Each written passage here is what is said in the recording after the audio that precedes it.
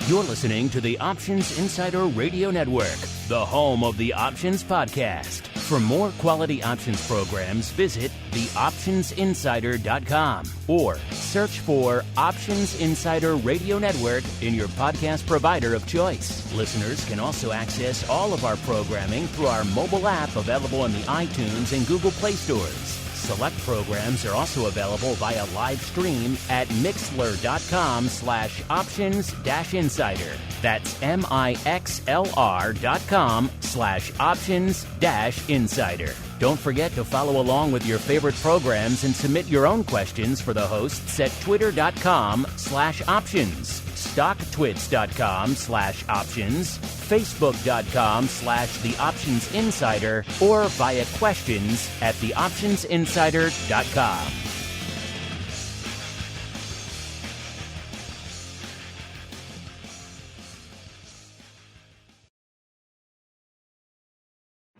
Bitcoin, Ether, Ripple, Litecoin, and more. Cryptocurrencies and other digital assets are taking the financial world by storm. This exploding market provides everything a savvy trader needs: volatility, volume, and liquidity. Provided you know how to find it. That's where we come in. Welcome to the Crypto Rundown.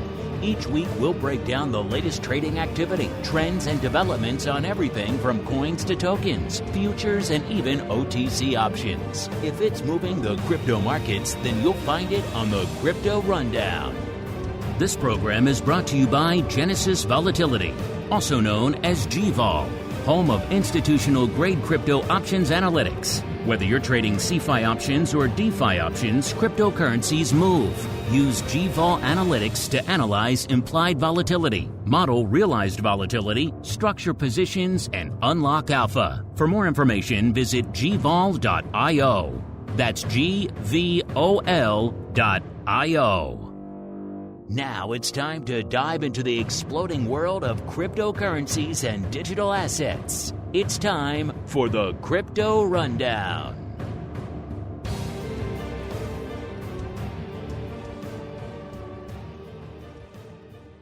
All right, everybody. That music means it is time once again for the Crypto Rundown, the program here on the Options Insider Radio Network, where we go beyond our traditional stomping grounds of your Apples and your Teslas and your VIXs and everything else, and look a little bit farther afield, looking into the crypto world. Going to talk the Bitcoin, the ETH, the volatility, the unusual activity, the SKEW, and a whole bunch more. My name is Mark Longo from theoptionsinsider.com, as well as, of course, from the ever-exciting Options Insider Radio Network. Glad to see so many of you are having fun over there in the Secret Handshake Club. If you want to learn more, theoptionsinsider.com/pro is the place to go. And, of course, however you listen live after the fact, keep those questions coming. We do love to hear from all of you out there. Let's see who we're hearing from on the program today. I'm pleased to be joined once again by our old friend, Mr. Greg Magadini, the co-founder over there at Genesis Volatility. Greg, welcome back to the Crypto Rundown program, sir. Thanks so much, Mark. Happy to be here. All right, we're happy to have you. So let's dive right on into it. It is time for the Bitcoin Breakdown. It's time to explore the latest trending activity, trends, and developments across the world's leading crypto market. It's time for the Bitcoin Breakdown. All right, everybody, welcome to the Bitcoin Breakdown, the portion of the show where we do just that. We break down all the action in the world of the leading crypto asset out there, which is, of course, Bitcoin. There has been a lot of it, but before we get to that, Greg, it's been a few months since you joined us here on the show. In fact, it's been since June 14th, so over 2 months now since you've joined us here on the show. A lot going on in the world of crypto, and of course, a lot going on. You guys, every time I talk to you, rolling out new features, adding some new bells and whistles. So maybe let's start there. Catch us up. What's been lighting up your tape in the world of crypto since we last chatted with you, and what are some of the cool new bells and whistles you guys have added since the last time we chatted? Thanks, Mark. So one of the cool things that we've added are some DVol index features. So you can see the DVol index in terms of correlation to underlying crypto, whether it's Bitcoin or Ethereum. We can also use the DVol index to measure the vol of vol. those are kind of really good indicators of how the vol space is moving. We're also we've just incorporated DeFi option protocol open. So now we have some DeFi option data points here in the GVol landscape. And our biggest feature release is an API product. So we currently have institutional customers using our API product, directly connecting to our database, getting all that raw data and analyzing it how they see fit. Those are some of the new features that we have over here at GVol. Yeah, I was just playing around with it before showtime. A lot to sink my teeth into there as well. We'll have to start incorporating that into future shows. And of course, a lot going on right now in the world of crypto. We'll start with the big dog Bitcoin listeners, up a wee bit since our last show. In fact, back north of that 50,000 level, at least it was ever so briefly out there, hit a high of about almost 50,500. That was earlier today, actually, quite frankly. So off those highs now coming into today's show, right around 49,400 or so. Still a wee bit north of where we were this time last show, up nearly 3,000 handles, about 2,900 from our last show. Of course, had quite the range since our last show as well. We hit about 43,990 on the dark side there. That was last Wednesday. And of course, north of 50,000. So quite the range over the course of the past week.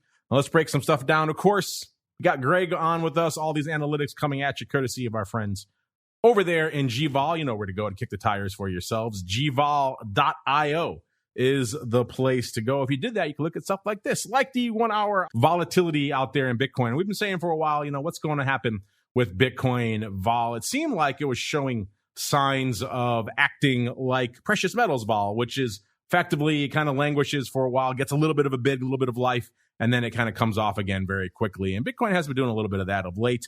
These days, kind of hanging out in the 80-odd% land. That's pretty much where we find it again today, coming into today's show at about an 85%, down from about 87% on our last show. Of course, it had a little bit more movement in between episodes, but that is where we find ourselves on the show today. So let's start there. Greg, I know you guys, when you're not talking to me, you're out there watching all things Bitcoin volatility. What's catching your eye out there in the land of Bitcoin from a price action and from a volatility perspective, sir?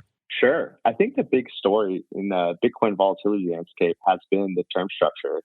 So on around August 9th or 10th, we had a huge run-up in implied volatility that was actually led by the back end. So midterm and long-term vol led the way higher, and short-term vol actually ended up just kind of staying flat. It moved up a little bit, but stayed mostly flat. And now short-term vol has come off a lot, and long-term vol is holding put. So we have a really steep term structure.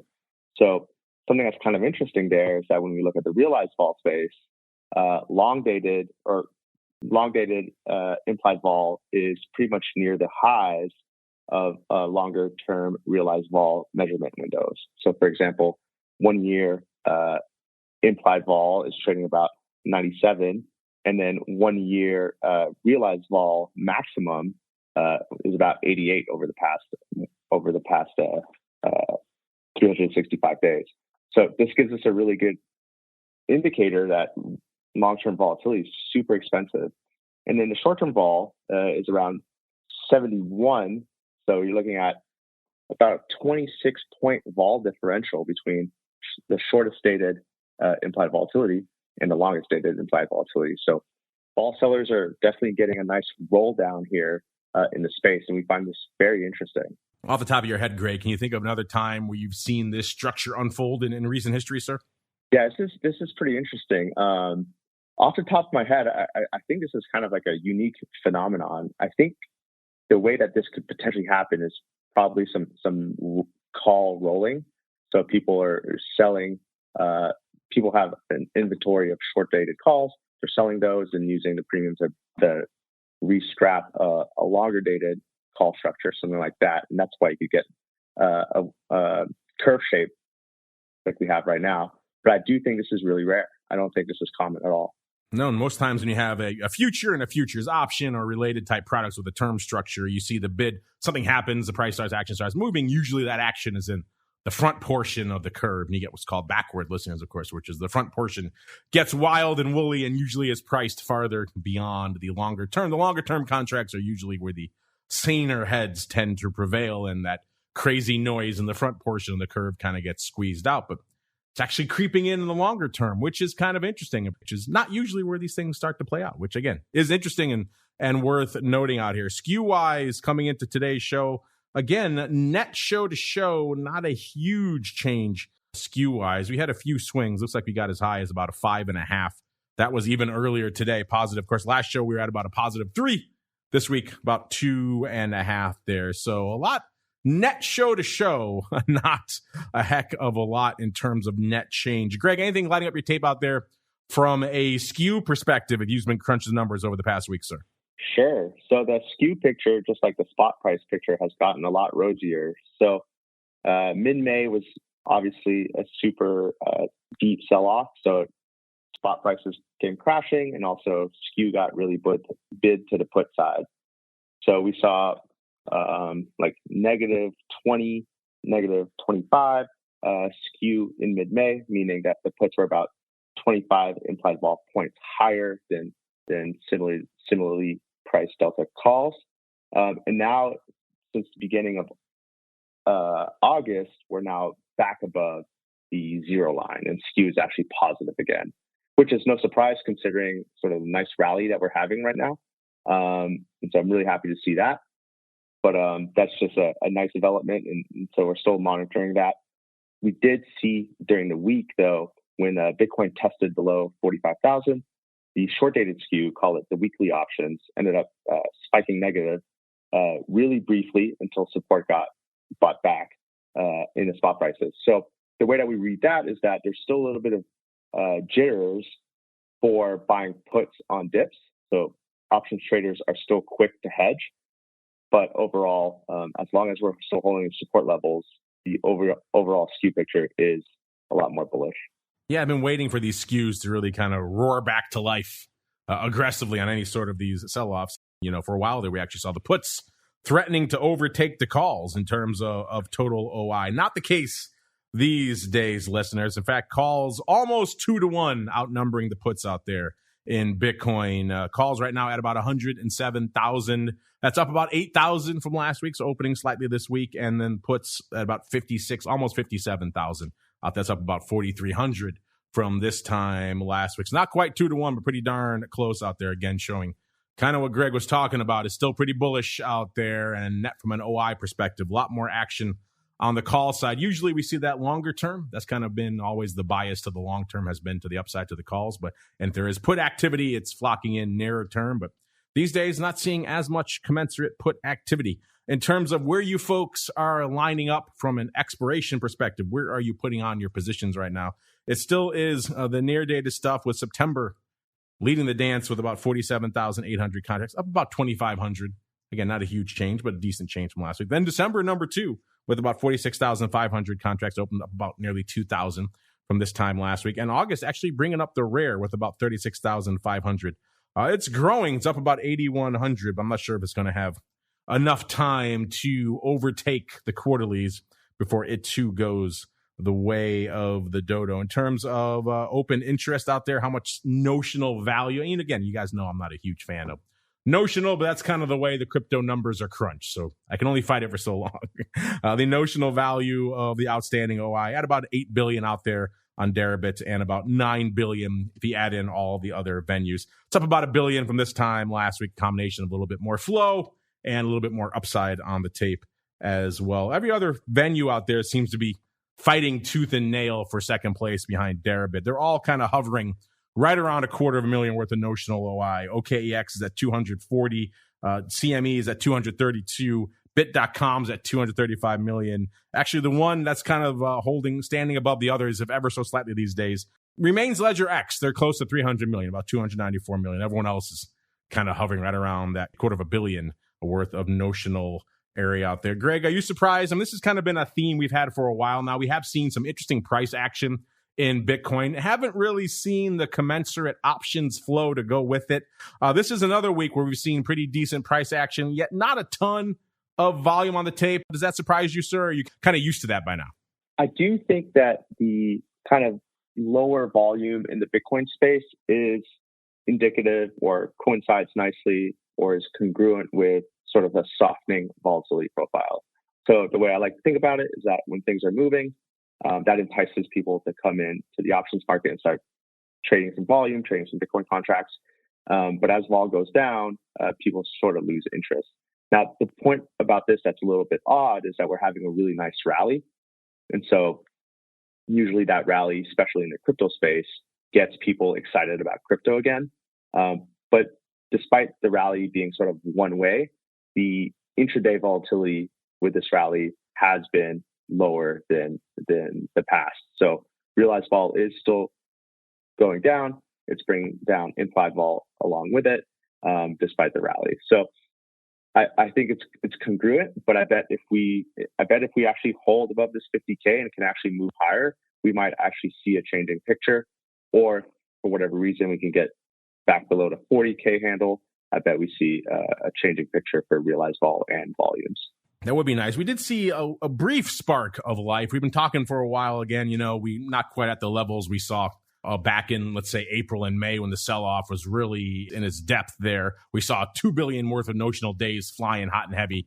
Not quite at those again out there, but we did see a brief spark on the 20th this month. I saw 1 billion worth of notional changing hands again. It's the first time in about a month that we've seen that much paper on the tape. So that was one little ray of sunshine out there. The rest of the week kind of steady, but mostly light. So the 20th was the one ray of sunshine, 1B back on the board again. But again, most other days, pretty far from that. Let's look really quickly now, see where you folks are lining up your trading from a strike perspective. Where are you folks putting on the trades? Where are the size positions out there in Bitcoin options right now? And interestingly enough, this top 5 looks pretty similar to what we saw last week, just a little bit more paper on the tape this week. Number 1 strike, still the 50,000 strike, which is now the at the money strike. So there you go, holding firm there with about 10,500 contracts, up about 1,500 from this time last week. So slightly increasing, not a ton. If we keep hanging out at this 50,000 level, that remains the at the money strike for a while. I'd imagine that number is going to grow. Number 2 is the par strike, the 100,000 strike with 9,200 contracts open. It's up about 1,000 contracts from this time last week. Number 3, the 60,000 strike. Nice little call strip here. 7,900 contracts, actually down a few hundred from this time last week. Number 4 is the 20,000 strike. Seems pretty far in the rearview mirror now with about 7,300. It's up a couple hundred, not much, kind of a rounding error from this time last week. Number 5 is the 80,000 strike with about 6,800 contracts, up about 600. And Greg, we first started talking about this last week, and it cracks me up, so I wanted to bring it up again. If we expand our top 5 to include a top 6, Greg, then number 6 is the 200,000 strike with 5,900 contracts open. Fortunately, that number is unchanged from last week. What are your thoughts, Greg, on these top 5 positions and the fact that the 200K strike is lurking just outside at number 6, sir? Yeah, I think the 200K strike is definitely interesting. Probably a little optimistic, although I do think a lot of the flow has been selling the 200K strike. So especially in that kind of higher volatility environment, people love to sell these far out of the money. One would hope they're not buying it, sir. Yeah, exactly. They're just yield enhancing positions. That's how I like to think about it. The 50K strike, I think, is super exciting, especially going into expiration this month. So we have that quarterly expiration. I think it's going to be potentially a lot of sparks going into this OI expiration as we hover right around 50K, coming off of, some might say, extended rally. And 50K is a big psychological resistance point. So I do think that's something interesting as well. Well, we'll keep an eye on all these levels as we keep on rolling. Looks like not a lot going up out there in the land of CME this week as well. A quiet week for the options. The busiest day was about 68 contracts. The OI ticking up a little bit, getting close to 1,000 now, which again isn't much, but that's a 5x contract. So you're talking a little bit more beef out there. In terms of the futures, same deal. The number is pretty quiet out there. It used to be for a while, we'd see 20,000+ contracts going up a day pretty easily out there in the CME futures. These days, quiet period, about 7,500 contracts or less pretty much every day over the course of the past week. And that OI is hovering around 7,000 contracts as well. A lot of you seem more interested in the micro Bitcoin contracts, those holding steady at around 16,000 contracts pretty much every time we check in on them. And the OI is up to about 22,500. That's up quite a bit. It's up about nearly 7,000 contracts over the past couple of weeks. So that is starting to grow and maybe a sign that you folks are a little bit more intrigued by the smaller bite-sized type stuff. I know you guys are also intrigued by the altcoin universe, so let's head out there next. It's time to move beyond Bitcoin and find out what's moving the rest of the crypto marketplace. It's time to boldly venture into the altcoin universe. All right, everybody. Welcome to the altcoin universe, the portion of the show where we go beyond the big dog that is Bitcoin. But first, we have to take a quick stop, break down the top 10 out here. Let's check in. Number 10 is Solana now with 20.8 billion. Number 9, USD coin, about 26.9 million or so. Number 8, Polkadot, 27 billion. Easy for me to say. Number 7, we got our old friend Doge lurking there at about 41.5 billion. Number 6, XRP, 57.5 billion. Still looking firm after that impressive rally it had last week, or last couple of weeks, really.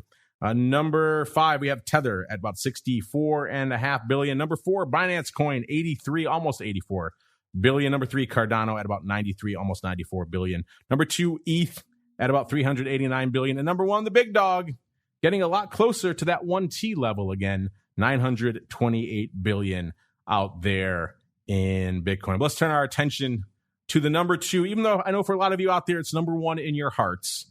That is ETH having another decent week, kind of net holding firm, up about 100 points, actually almost exactly 100 points on the week. So still looking pretty good. Had a range of about 29.50 on the dark side. That was last Tuesday, and nearly 3,400, about 33.75. That was earlier today. Let's see if we've broken it since then. Nope, still hovering around that 33.22 level out there. I know, Greg, you're more of an ETH guy than even a Bitcoin guy. So I'm sure you've been paying attention to this move, this resurgence out there. What's been lighting up your tape in ETH since the last time we chatted, sir? Yeah, big ETH fan over here. I think there's a lot of exciting stuff. So the London hard fork, which was the upgrade that we saw just in the past month, created a new, what they say, ultrasound money, which is basically a new fee scheme for miners. So instead of having just a direct auction where whoever has the highest gas price gets their transactions executed first and miners receive the fee, now we have basically a base fee, which is set by the protocol. And that base fee will burn the amount of ETH in existence. And if people want to have their transactions processed first, they can still, quote unquote, tip the miners, which is kind of the old system. And this combined will create a deflationary, or they expect to be deflationary supply for Ether. So they expect Ether to decrease its supply by about 1.4% per year. So that's something that's really exciting. I think people are really jazzed about that in the Ethereum space, combined with the move to proof of stake, which is great for sort of the environmental picture. And lastly, combined with everything that's going on in DeFi and the NFT space and all that stuff. So that's kind of the fundamental backdrop. In the vol space, we're actually seeing some really interesting stuff. So one of the main interesting things is the term structure, kind of the same deal that we're seeing in Bitcoin, where long-dated vol has actually led the term structure higher, and short-dated vol is now a lot lower, causing a super steep contango curve. But on the flip side, the SKEWs, comparing relative SKEW versus ETH to Bitcoin, we can see that SKEW is a lot more bullish or optimistic or pricing upside vol for ETH compared to Bitcoin. So I think that's pretty exciting.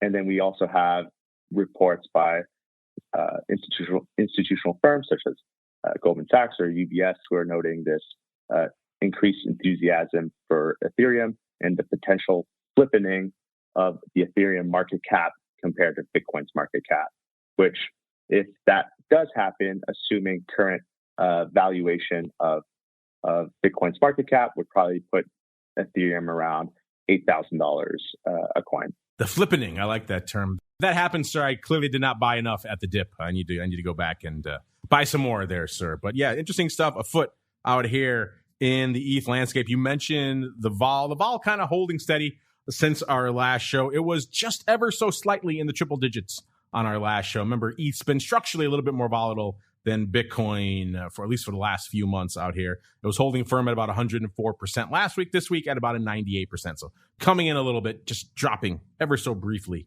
below the triple digit level. SKEW, same deal as well. Not a huge evolution since our last show. Last show was about a positive 8.3 this week, about a 10.3 out there. I know you kind of just broke down the term structure out there, Greg. But anything catching your eye from a more near-dated vol or indeed from a SKEW perspective these days, sir? Yeah, I think the SKEW picture is really, it's still kind of favoring this longer-term call bid. So typically this is how we see cryptos being priced, at least in the past couple of years, is that long-dated SKEW is more expensive to the call side versus short-dated SKEW. But the really interesting comparison is that short-dated SKEW didn't go negative at all this past week, and hasn't really gone negative since the beginning of August, whereas Bitcoin was able to flip back negative briefly when Bitcoin prices dropped below 45,000. So this sort of panic put buying that we saw in Bitcoin isn't being reflected in Ethereum quite the same way. So I do think that's very telling.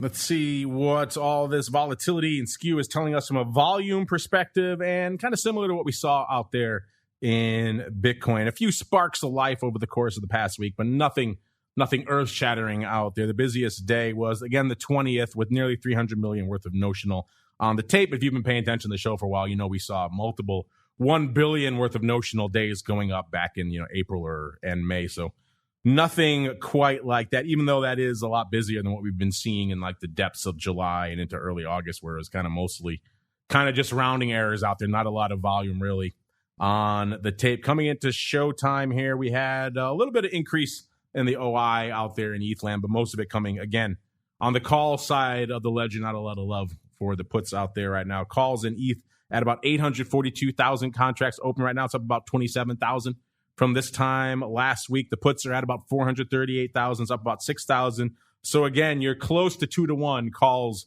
versus puts, very similar to what we're seeing lining up out there in Bitcoin. In terms of the notional value of said OI, not a huge change since this time last week. It was about 4 billion worth of notional last week and about 4 billion open this week. And unlike Bitcoin, where we have some other venues that are struggling to get in there, not a heck of a lot else going on the ETH front outside of Deribit. But you got a little bit on OKEX. You got almost 200 million, about 183 million.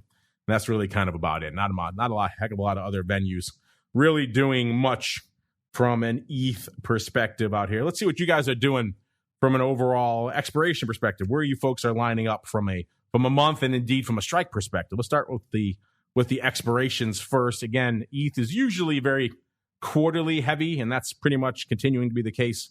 December leading the dance. So that kind of goes back to what Greg was saying earlier about some of the longer dated contracts and the term structure kind of leading the dance right now. DECE definitely doing so. 415,000 contracts. It's up about 20,000 from this time last week. That's a far cry from the number 2 spot, which is September, which is just a few contracts under 300,000, about 297,000 open in September right now. It's up about 9,000 from this time last week. And a distant number 3, we have August with just a tick over 200,000. That's up about 32,000. So August is growing, but again, not going to have time probably to eclipse the big dog, which is December. Let's see what's big and sizable out there from a strike perspective. Where are you folks lining up? Where are the big options positions right now in ETH? And the 5,000 strike has kind of been where a lot of your fascination has been for some time.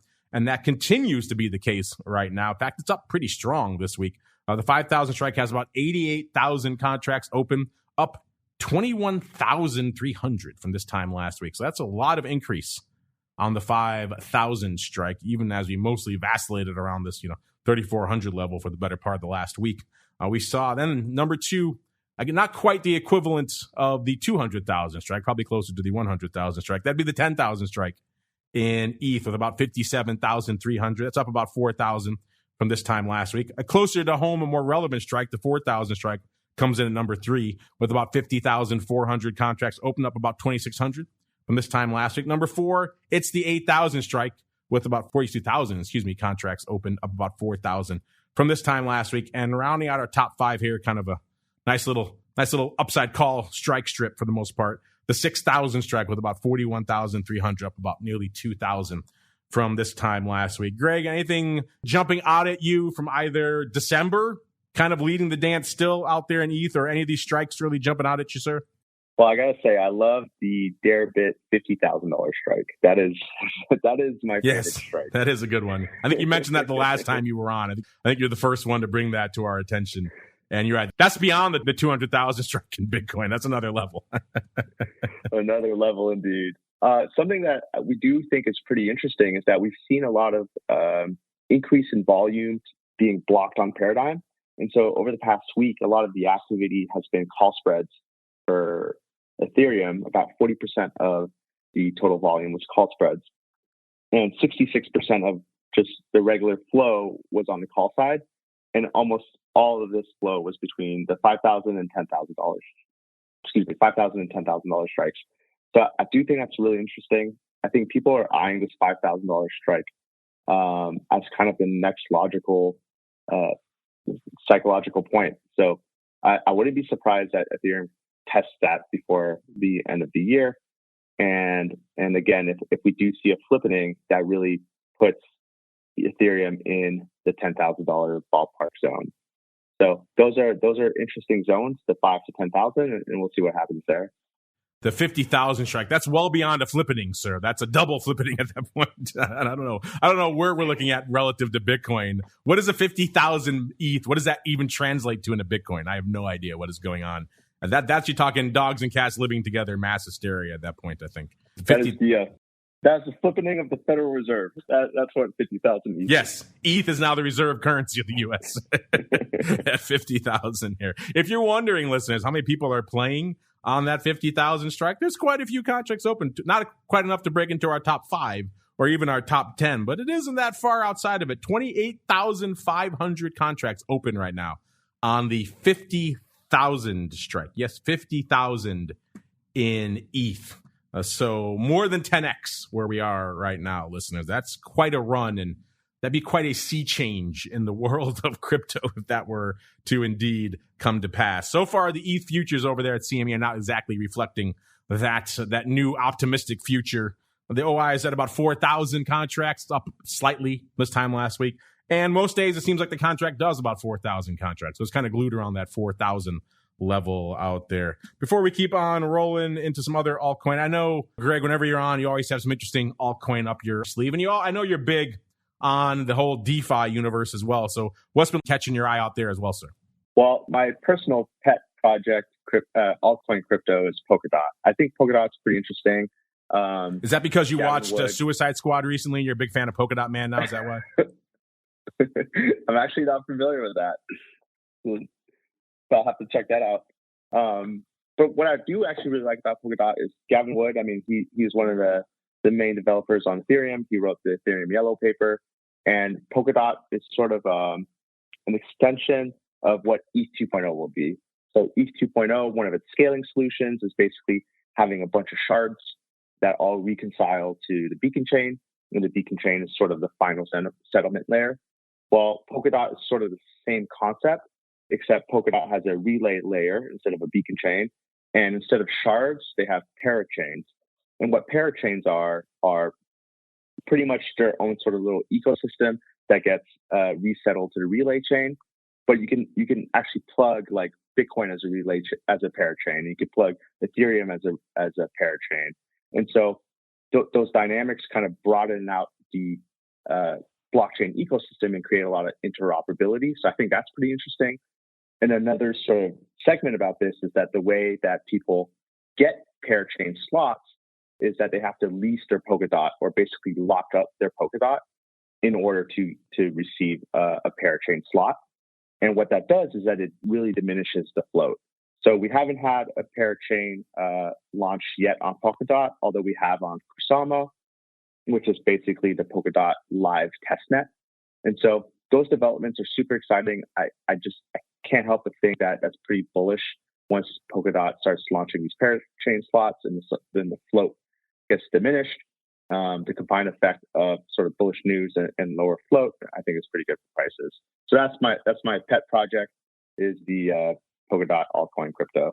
Well, Polkadot, it has been lurking around there in our top 10 for quite some time. Let's see, where was it today here? Polkadot was there at about number 8 there. So it usually is represented well in our top 10 at about right now at about 27.2 billion. So again, a far cry from the big dogs, but if the success of Suicide Squad and Polkadot Man has anything to do with it, it will take off. Looks like we got another fan here in the chat room Nichols saying, Polkadot Man for the win. Yeah, I'm with you. That was an intriguing and weird movie, but and a very strange character, but a fun one nonetheless. Let's see what else is lighting it up out here in the world of altcoin. I know many of you will be heartbroken listeners to know that it wasn't much of a week for Ripple, up about a cent. But of course, it exploded over the previous week, so it's got to take a bit of a break out there right now. A lot of you, I know, still really can't get access to Ripple, so it's frustrating, I know. But still, it has been fascinating to watch these movements out there coming into showtime. We had XRP right around 123, 124, so still well north of that $1 level. And again, not that far away from its all-time high was in the $3 range, a ways back, 330, 360, somewhere in that range. So much closer to that than it was when it was threatening 30 cents back not too long ago to the dark side there. Bitcoin Cash taking a break this week, down about 20 and a quarter, and Bitcoin SB down about 585. Maybe I'll start adding Polkadot into these rundowns here as well. I know also many of you will be heartbroken to know, listeners, that Doge taking a break this week as well, down a whopping 2 cents after getting that big bid last week because Mark Cuban and Elon Musk deciding to do the 1-2 tandem of how much they love Doge again. And that's all it takes to send that one skyrocketing into the stratosphere. So I guess there was no uplifting tweets this week. So Doge settling down a little bit. But it's always uplifting. It's you folks. Let's get at it. A little bit of your crypto questions. You've got questions about crypto. Who doesn't? It's time to find out the answers to your crypto questions. All right, everybody, welcome to the Crypto Questions, a portion of the show where you guys take the reins, your questions and comments. Sometimes we turn the spotlight back on you, like we did last week, Greg. We had a question for our audience out there, a little poll question. We asked them straightforward. He said, everyone had vol on the brain, especially when we posted this time last week. But which of these products holds the volatility crown? Quite simply, which of these has the highest 30-day at-the-money volatility? Don't look it up on your broker. What does your gut tell you? And clearly, your guts collectively told you it was Bitcoin, with exactly 50% of our audience out there choosing Bitcoin as the highest 30-day at-the-money volatility. We gave you 4 choices, though. We gave you Bitcoin, VIX, crude oil, and Tesla. And again, Bitcoin got exactly half of the vote. We have VIX at 21.1%, crude oil at 13.3%, and Tesla at 15.6%. So a lot of those, Tesla and Bitcoin in particular, are typically synonymous with volatility in the minds of a lot of people.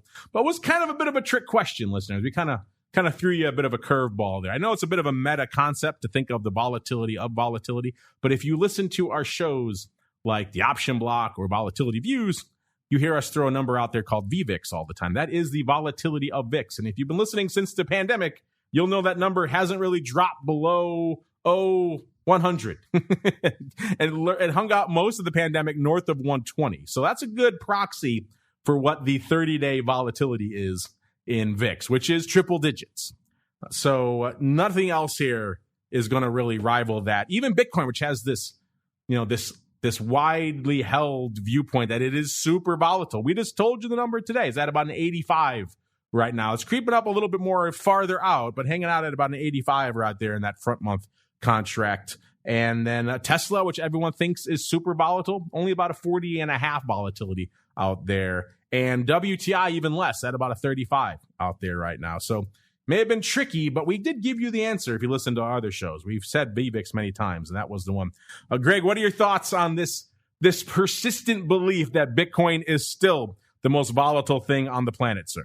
Yeah, that's pretty interesting. I think it's basically the price history of Bitcoin. So if we look at the price history, we basically have started at 0 and now is $50,000. So I think that's hard to shake. Yeah, I mean, they have shows like Silicon Valley that have whole plot points around the volatility of Bitcoin.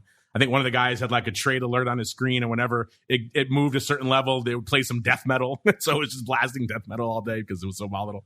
So yeah, it's kind of seeped into the vernacular. Oh, Bitcoin is kind of synonymous with volatility. So I could see why a lot of you did. That's why we put it out there.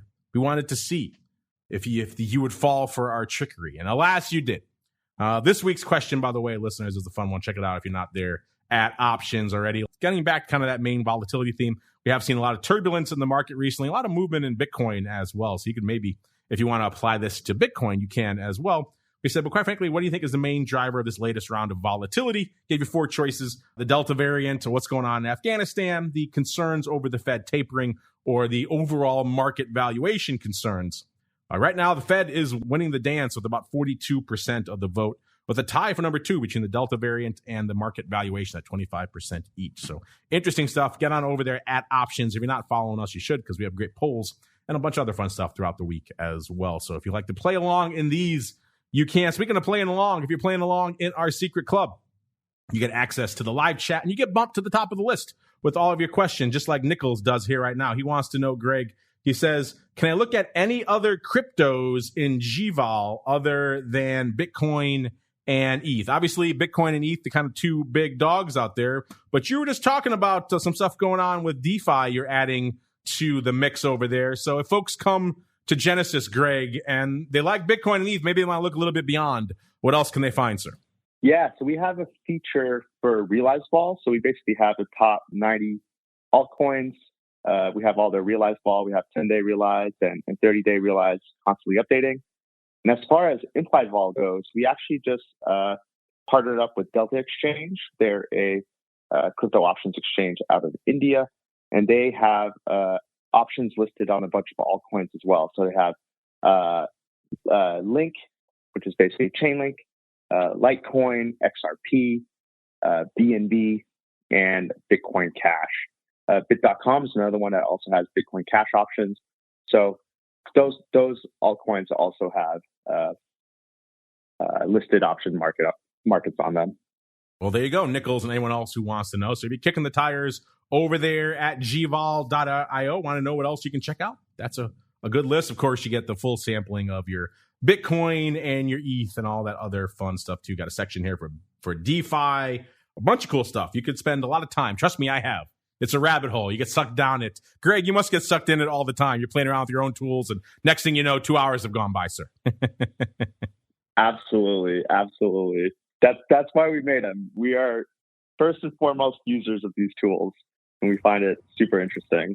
It's a sign that they work, right? When you get sucked down. So prepare yourself, listeners, if you start playing around. Where did my day go? But it's all good stuff here at the end of the day. Let's look really quickly. Another one coming in here from Todd. Todd wants to know, what are the host's thoughts on ETH Classic? Is it a good substitute for ETH? Well, I could see why folks get lured to the dark side of ETH Classic here, Greg, because, it's as rich as Bitcoin, or excuse me, as ETH is right now. We just said coming into the start of the show, ETH was holding around 30, 33, 22 or so. Oh, yeah, ETH Classic at about $67. So if you want to play in ETH, I can see how that much, much lower price point is certainly attractive. We talked about this before, Greg. I think it's been a while since we've chatted about it. What are your thoughts on ETH Classic and the whole, how it forked from the main ETH with the vulnerability that kind of created that spinoff? What are your thoughts on ETH Classic? Yeah, so on the negative side or the con side of the ledger, I would say something to watch out for with ETH Classic is you have to monitor the mining pools and the hash rate and make sure that there's enough miners participating to make the chain secure. So we actually saw this in the past where there's a 51% attack, which basically means if you have most of the hash power or most of the mining power, you can create sort of rollbacks and double spends and stuff like that. So that's a pretty significant vulnerability. But on the pro side of the ledger, I would say that, what's stopping someone from making a killer application that happens to live on Ether Classic, and all of a sudden there's a lot of interest in Ether Classic. So theoretically, developing a dApp on Ether versus Ether Classic is pretty similar. And if there's a community that's huddled around this Ether Classic dApp, well, maybe we actually see a resurgence in Ether Classic. So I do think there's a speculative position to be had in Ether Classic. I mean, you could make that argument. It's just a matter of like if the developers are going to come around and start building and supporting something existing on the Ether Classic chain. So I would say that would be the main fundamental driver. That's how I think about it. All right, everybody. Unfortunately, that music means we've come to the end of this journey through the world of crypto derivatives. What a journey has been. Got all through Bitcoin, the volume, the volatility, the SKEW, the funky term structure, and a whole bunch more headed on out to ETH. Saw similar things afoot out there as well. A bunch of your questions. You guys all thought Bitcoin is the most volatile thing on the planet. ETH, and of course, ETH Classic. Even a little bit of what else is afoot over there. Speaking of what else is afoot, Greg, before we go here, we like to leave our audience wanting more. So if you got any cool hints, any cool teases of what you guys have up your sleeve over there at Genesis, now is the time, sir. The floor is yours. Thanks, Mark. So the next frontier for us is really the DeFi option space. There's some really cool products being built in that space, even some being built on top of Open, such as Ribbon Protocol, which are structured products for continuous covered call selling, strategies like that. So that's definitely something we're really excited about. If you guys are interested in seeing anything more from GVol, you can visit our site at gvol.io, gvol.io. We also have a weekly newsletter, which is basically a market recap. We are featuring highlights from Paradigm as well, who are explaining some of the flows going through during the past week. So you can find that newsletter over at genesisvolatility.substack.com. And then you can follow us on Twitter at GenesisVol. And lastly, we have a YouTube channel as well, where we explain a lot of Bitcoin and Ethereum options trading strategies and general option stuff. And you can just type in GVOL in your YouTube search bar.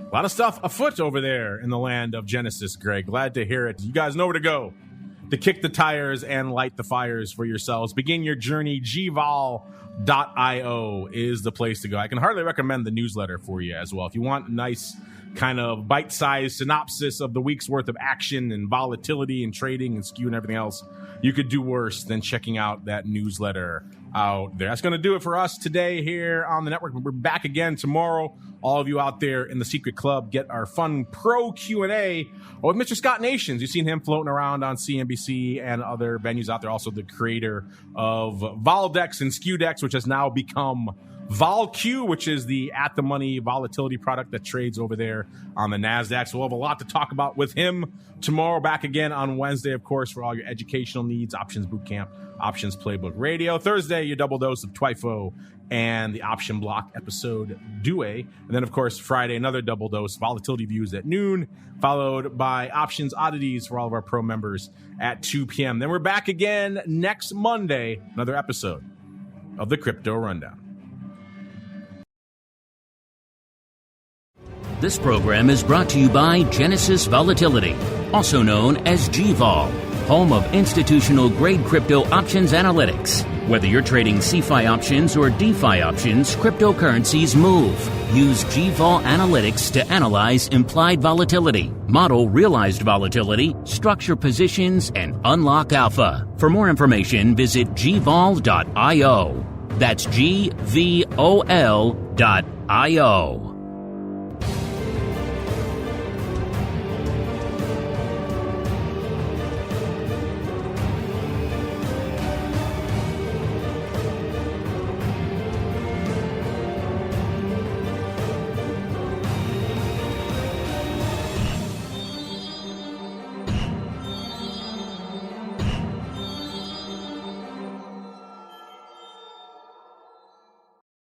You're listening to the Options Insider Radio Network, the home of the Options Podcast. For more quality options programs, visit theoptionsinsider.com or Search for Options Insider Radio Network in your podcast provider of choice. Listeners can also access all of our programming through our mobile app available in the iTunes and Google Play stores. Select programs are also available via live stream at mixlr.com/options-insider. That's mixlr.com/options-insider. Don't forget to follow along with your favorite programs and submit your own questions for the hosts at twitter.com/options, stocktwits.com/options, facebook.com/theoptionsinsider, or via questions@theoptionsinsider.com.